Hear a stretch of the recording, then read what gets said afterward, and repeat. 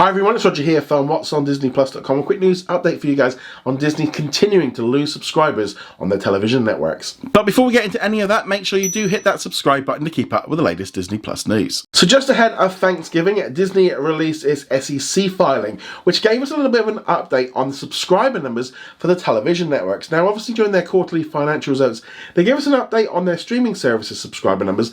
They don't tend to do it for their television rankings.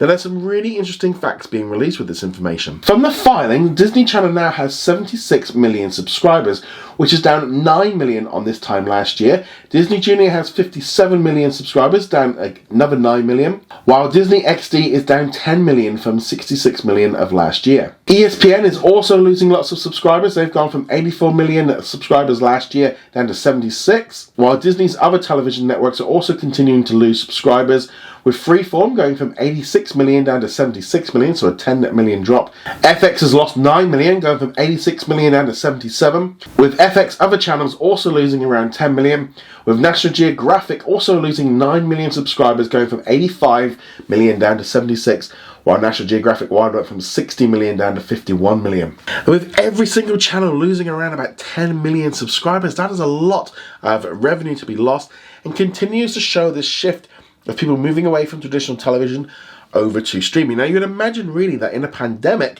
over the last year where we've all been at home more, you'd be watching more television. But I think it's that thing of people stopped, looked at where they were spending their money, realised how much they were spending on cable and satellite, and gone over to the streaming services, because you can watch most of the same content over there. Streaming services continue to go up.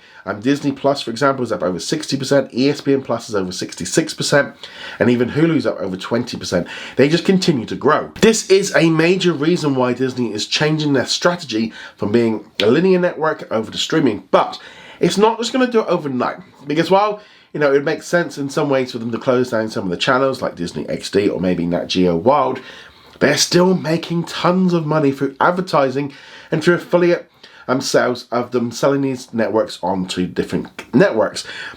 So that's the whole kind of thing. They're kind of balancing this act as more people are going over the streaming.